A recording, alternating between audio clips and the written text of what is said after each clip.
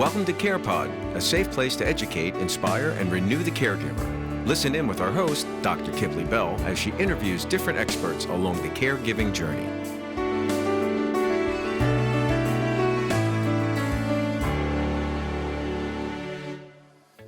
So this is going to be a really impactful conversation. I can already feel it. I am here with Felicia Phillips, and you ever meet someone and you see themselves in you or you in them, and that's what I feel when I think about Felicia, in that she has a fierce tenacity when it pertains to her mother and father, okay? But before we get there and we'll talk about her caregiving experience, this is a boss lady. This is someone who is establishing herself in the marketplace, teaching people how to be mindful about their insurance choices and the way they navigate choosing insurance, even when a time when they might not think they need it. So my ideal avatar, if you will, because it's the busy professional caregiver. We are the ones that are the C-levels, doing all the things, but we want to make sure mom and pops are good at home. So welcome, Felicia Phillips, to the Carepod. I'm so glad to have you today to hear your story, your why, etc. Thank you so much for having me. Yes. So tell us all the things. Tell us what you're into these days in terms of your professional life, and then we'll walk your caregiver journey.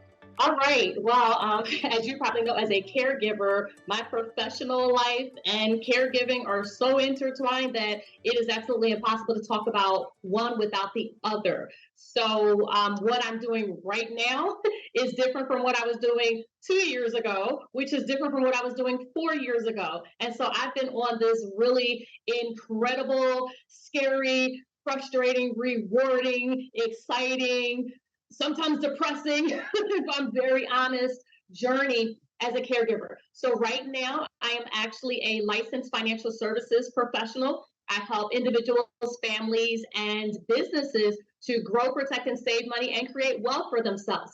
It is a role that I'm able to do and enjoy time freedom, income freedom, and location freedom. I can do it anywhere. I can do it based on my own schedule.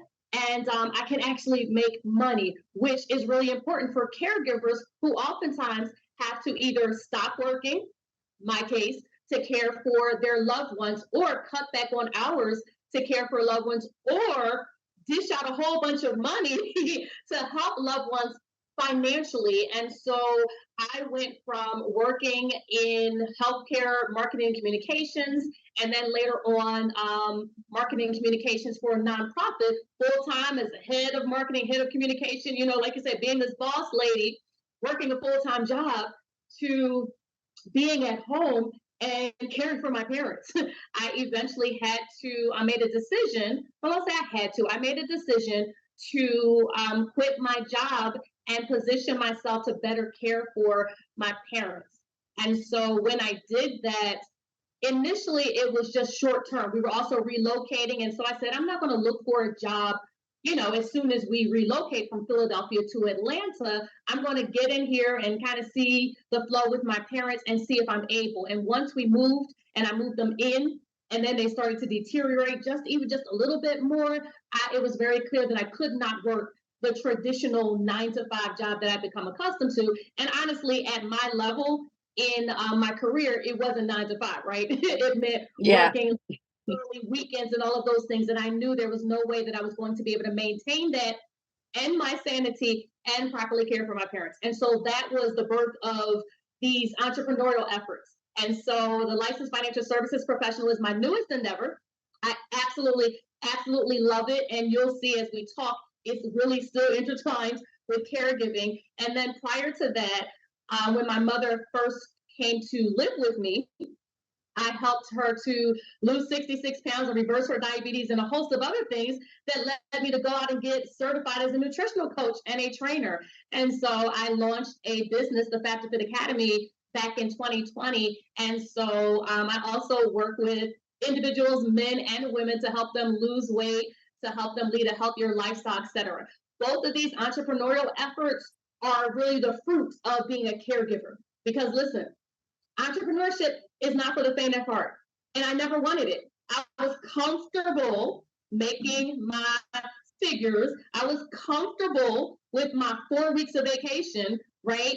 And my stable paycheck and my one bonus, right? And never, ever, ever, ever, ever, ever, ever, ever, ever, ever really launched into entrepreneurship. But it was something that came out of a need. And the financial services, what I love about that is that I'm finally in a place where not only am I doing something I'm passionate about, as I am with weight loss and fitness and nutrition, but the financial services will actually match up or align with the lifestyle that I am more accustomed to financially when I was in corporate America and beyond. So that's kind of where I am now. I'm doing all of it. In fact, today I'm talking to you. I have a strategy session with a new weight loss person. I'm talking to somebody who's interested in getting licensed as a financial services professional, and I'm doing a financial needs analysis. So the great thing is that all of that stuff is done at home on Zoom, and so I just have to manage that calendar and get it all in. So that's kind of where I am now, with in between all of that, managing my parents. Yeah, which is, you said a lot there in terms of one thing I want to capture is when you spoke of, the reality of or the unrealistic expectation of the 9 to 5. Recently, I had a guest speak to that in making her own decision, saying, listen, theoretically, these businesses, these corporations, they say, we're here for you, we want to help you. But I think that the paradigm is going to change. We're going to have workplace accommodation for caregivers because the same needs are there as the needs of a mom who you happen to be as well. So, yeah, it's empowering. I hear in your voice an empowerment as well as a freedom that you found in carving your own niche. So take us through the financial services. What specifically do you do for clients? How can they connect with you? We have an international audience, so the Zoom remote option is appealing to most. So tell us about that. Sure. So again, I'm a licensed financial services professional. I have a life insurance license and a health insurance license.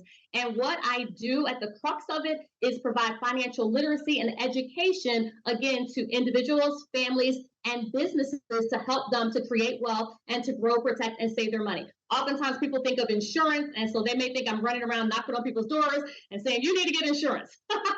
Right? Not doing that. What I'm doing is helping, particularly communities that don't typically get this information. I'm helping them to connect them with information like the rules of money. We have different savings plans and savings accounts, and we don't understand how interest works and how compound interest works. We may have 401ks or 403bs, and we don't understand how the market works and how those decisions are made, what the tax implications are of those plans. And so I show people how to enjoy a tax-free retirement. I show people how to enjoy tax advantages that traditionally have been something that only the wealthy knew about, right? Certain circles of people, but we're bringing financial literacy and education to the average American. And our motto is no family left behind. Right? So when you sit down with a traditional financial advisor, you're going to be charged for the information. You're going to be charged for the planning. It could be $3,000 to $5,000 just to sit down and get that information and get that plan. Everything that I do is absolutely complimentary. So I sit down with people, I provide education, I help them to understand. They may have a bank account, but they may not know that they're not really getting a lot of money. Well, they may see it, right? But they may not understand that there's something called a high yield savings account where they can get even more interest. They may not understand that they can put their money into a tax advantage plan.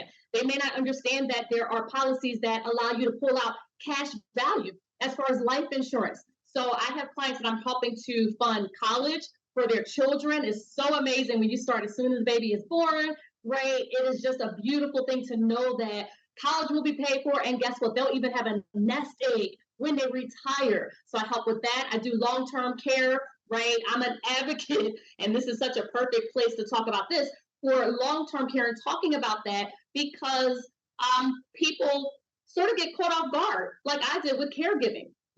We grow up and we know our parents are going to get older, but at the same time, we don't. It's just like one day I blinked. I was in seminary school part-time for 7 years. I'm also a minister, although I'm not actively working in a church because of caregiving. Uh, but people don't really, people don't really realize that moment when their parents are aging and they're like, whoa, I need to step in and do some things. And so we did not have a long-term care plan in place. I'm the long-term care plan. And a lot of caregivers that are out there, they become the long-term care plan. And it can be to your detriment financially, emotionally, mentally, Physically. relationally. Absolutely. And so I help people to think about that, right? Typically, in your 50s, around about that age where you want to begin to think about it for yourself. I talk to my friends now about their parents, but once you're late 40s to 50s, it's time to begin to think about that. And so that is a type of insurance that will help with things that Medicare doesn't pay for, things that they're not going to get unless they have a whole lot of money and they can pull money out of their savings account or some type of investment account. But so many people are just stuck with, I can't afford this really nice assisted living, but I can't afford to quit my job either. But my mother has dementia, or my father has Alzheimer's or Parkinson's or cancer or whatever it is. And so long-term care is something that I offer my clients, as well as executive bonus plans for business owners. A lot of times when we quit our jobs to go after that passion, that dream for the business, what do we use? Our retirement savings, right? We cash out that 401k and then we put all of our money, and then any money that's coming into the business, you're reinvesting it back into the business. Well, what does that do? Sets you up to work for the rest of your life. And yes, I know we're entrepreneurs and our entrepreneurial pursuits are typically our passions, but at the same time, you still don't want to do that for the rest of your life. And so I show entrepreneurs how to save money on taxes, how to set up executive bonus plans for themselves that are tax deductible, but then also for key employees that they want to make sure that they can retain, right? When you have good talent, whether it's an assistant or a social media manager or operations person, you want to keep them. And so setting up an executive bonus plan is a great way to do that. Also, key person insurance, right? Again, that key person, who is that person besides you that if they left your business will be in trouble? That's a really valuable employee. Well, guess what? We can put some insurance on that employee to protect your business in case that person gets sick, in case that person passes away or decides to leave. So there's so much that I'm able to do with people. I sit down Tremendous. on station, absolutely share a plan with them, and then let them make informed decisions about their future. And it doesn't cost a dime. Everything that I do is absolutely complimentary. That is amazing. So many nuggets there, right there, both for for your entrepreneurs, for those that you're advocating for, your aging loved ones, but also those of us that are entering that aging space. Right. So key that we're starting to see young, right? We're starting to see young people pass away or start to develop chronic illness suddenly that we didn't expect. So it really is timely and important information. So what's the current climate for long-term care insurance now in terms of the cost? Well, it really depends. I will say it's not cheap. I just might as well Yeah, say that it's yeah. not cheap. But there are ways that, every individual is different, every scenario is different, and there are ways that we can sit down and talk through what an individual has going on and budget out for that and prepare for it. The key is to start as early as possible, right? So we can't wait. Like my parents are 76 and 73 and already have a host of diagnoses, and like that ship has sailed, right? But for me, I'm 47. And so, my husband and I can begin to talk about what that's going to look like. And one really cool thing is that you can do a long-term care rider on your insurance. So, you have an insurance plan, and then riders are additional contracts that you can put onto a particular insurance plan. And so that's one way to just make getting long-term care a little bit more affordable. And obviously, the younger that you start, the healthier that you are, right, the better rate, the better risk classifications you're going to get with that insurance. So important. Fire, fire, fire. Amazing. So, what is the website? Because we're going to segue to your personal caregiving experience. How does someone connect with you specifically? So I'm actually going to give you my email address. You can reach out at info@FeliciaRPhillips.com. That is info@FeliciaRPhillips.com. And then also you can give me a call at 215-908-9942. And then from there, we'll go ahead and schedule some time to sit down based on what your needs are and what you're looking to do. Beautiful. And we're going to have a caregiver mastermind where Felicia will go in on these specific items and really educate us on the current trends in insurance. So important. Join the private Facebook community, International Caregiver Exchange, a global community of caregivers. Come on in and catch a glimpse of my own personal caregiver journey, all while being educated and encouraged. International Caregiver Exchange. So, your why, okay? She's been doing this for some time. I think what I find interesting, for lack of a word, right, is that the country, our society is starting to recognize caregiving as a thing, right? But there's those of us that have been doing this thing for a long time, for decades. So speak to it.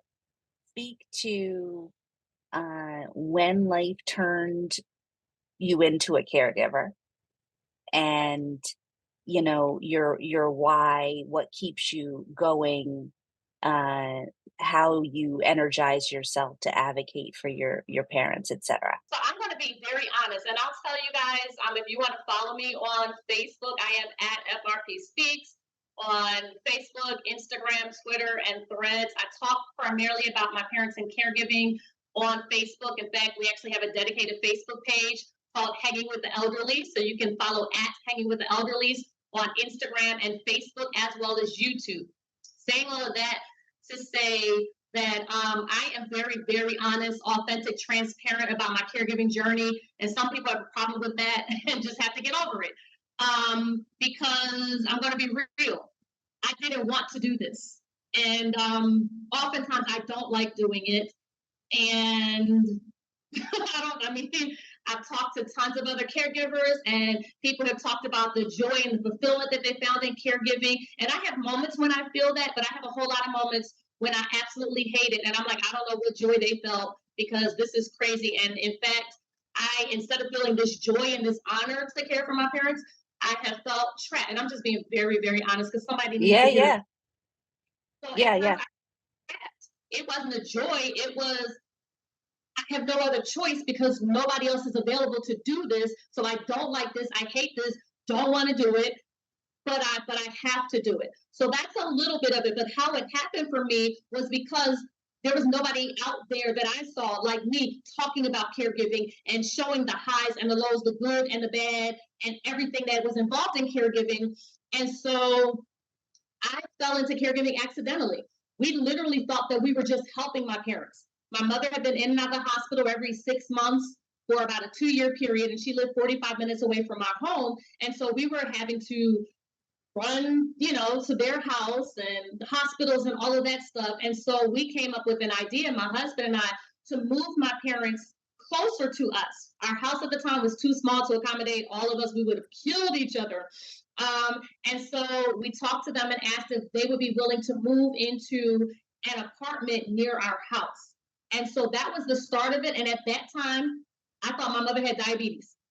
And I knew my father had a tremor that was likely Parkinson's, but I don't think it may have been diagnosed by then. He had a tremor forever that the doctors, because there are really specific requirements for calling it Parkinson's. So he had a tremor for years, but I don't remember exactly the date where it clicked and we were allowed to say that it was Parkinson's. But, my dad had a tremor. My mom had diabetes. That's all that I knew.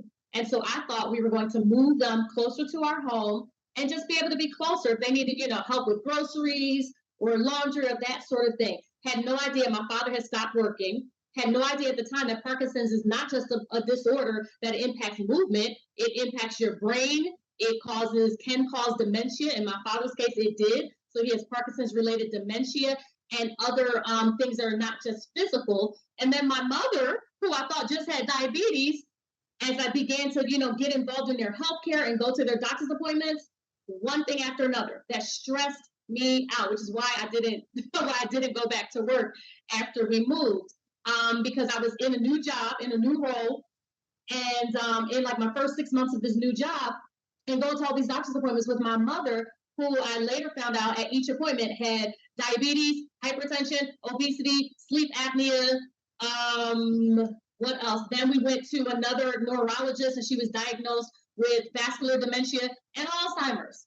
And so we went from, let's just move my parents closer so we can drop off groceries once a week, to my father no longer drives. We're Uber for them, right? They have to get to all these doctor's appointments, and they have all these medications. My mother at the time was still doing insulin for her diabetes, but every time she was hospitalized, she would have memory problems, so she wouldn't remember to take the insulin or remember that she had. So I was concerned about her own, taking too much.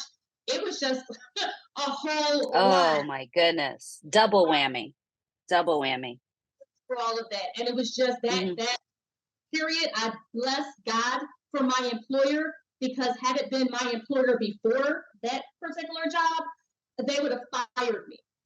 I was working for a nonprofit by this time, and they truly were the old-fashioned, we care about you, we care about your family. They really were. I mean, I just posted on Facebook the other day, my mother, 2 times I had to leave work, once in the middle of a leadership meeting with I was part of the executive team, in the middle of a leadership meeting, because we thought my mother was having a stroke. And then another time I had a new intern, I think he was like a freshman, maybe a sophomore in college, 19 years old. We were doing a photo shoot, which was huge for the organization, because we just typically don't have that kind of money to do like a real photo shoot for a capital campaign to raise a whole lot of money for new facilities. And my mother had a stroke in the middle of it.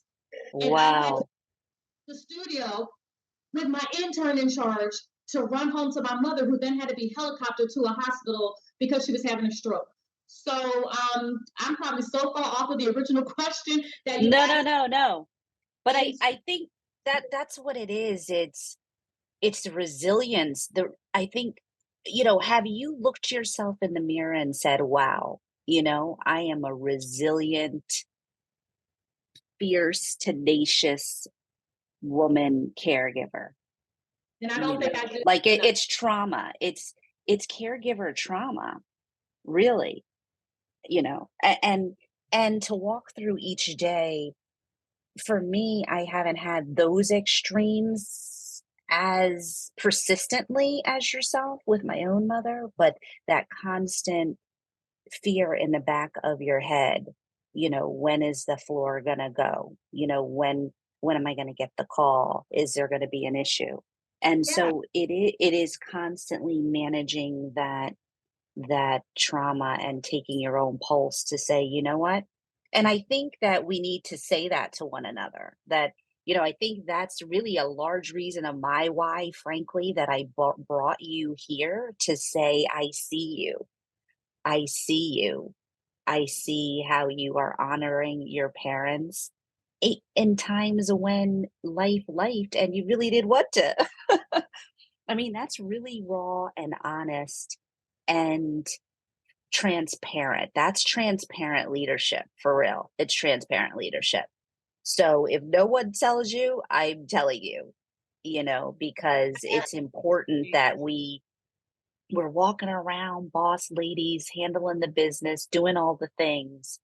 But to say, sis, I see you, because it's not easy. Yes, you said a lot, but I'm sure there's a lot more that could be said in between. So tell us about, as I wind it down a little, tell us what about your mom and dad, would you say? What gifts have they given you? Did they impart to young Felicia that you now can look back in hindsight and say, wow, thank y'all, because I need this right now, taking care of both of you?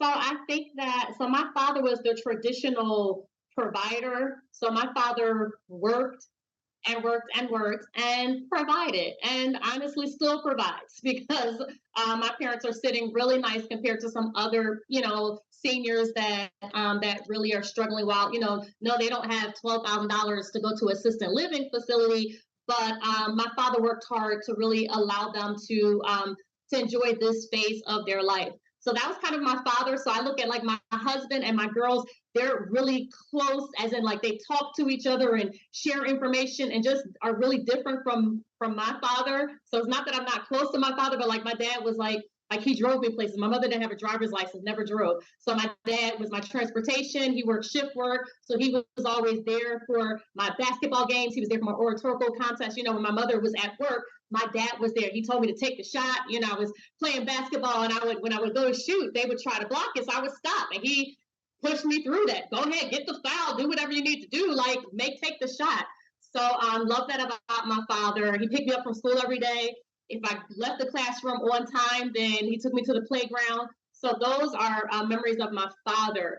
My mother, I think I got my drive. I think that my mother, when I think about things that I've watched my mother do, and my mother did not, unfortunately, go as far as she probably could have or maybe wanted to professionally. She had the education. She, went to college. She did graduate studies at the University of Pennsylvania, but she also had a family and stuff. And so she didn't go far professionally, but I think that she instilled that in me, right? Education, the importance of education. One of my favorite quotes is, "Education is the passport to our future, for tomorrow belongs to the people who prepare for it today." Malcolm X. That's up on a mural in North Philadelphia, where I'm from. I'm from Philadelphia, not North Philadelphia, but that's up on a mural in North Philadelphia, and I love that, included every time I speak when I can. But my mother had the drive. My mother is super smart. I thought she was like the smartest person in the world. My mother cared for her mother. And so, Wow. I do it, although I always said I didn't want to lose myself in caregiving. And in fact, I think that's why you talk about your why. My why is that I want to live a long, healthy life. My husband and I had children before we were married. And so we're now in a space where all of our kids are grown. And although it doesn't feel like we're empty nesters because my parents are still here, this is the phase where we want to live out loud and enjoy this time. And so I want to stay as healthy as possible. I also do not want my children to have to quit a job to do anything that I've done as far as caregiving. I want to be in position that we can spend the money to go into assisted living or whatever it is that we need to do, because I do not want my children, my 40s have been spent caregiving. That's been the priority. And I want to move into a space where I become my priority again. But back to my mother, she's awesome. She's very loving. She's very caring, but she lost herself in caregiving. She became a caregiver. She quit her job. She quit smoking, which was great, but then she gained a whole bunch of weight, which led to the obesity and the diabetes. And so I don't feel like she prioritized herself in caregiving. Her mother was her everything. And I am always like, I'm going to take care of you as best I can, but I'm going to take care of me first. I have to take care of me first. I will add that I just started therapy again last week. Want to put that out there, because caregivers, if you need help professionally, there is no shame in it at all. Talk to someone, because your friends can't handle it. I've been a caregiver for 7 years. My friends can't handle my day-to-day. And I went through getting upset and hurt, and they're not here for me, and all of those feelings, when in reality I had to step back and realize this is too much. They have some stuff of their own, so this is not a short-term thing. It's not like, oh, a couple of months Felicia's caregiving and now she's back to normal. And so yeah, again, I probably got really far away from the question. No. I think that's an important point there too. That we have to honor ourselves. And I think it's a duality. We have to honor ourselves. I think the message that you're putting out here for our audience today, not only do we have to honor ourselves, but we also have to prepare ourselves so that we rewrite the narrative on how we caregive, what it looks like to honor your parents so that our children don't have to inherit the same patterns of, lack of knowledge for people perish, right? Lack of Yeah. collaboration, education on how best to prepare our houses emotionally, physically, spiritually, and financially.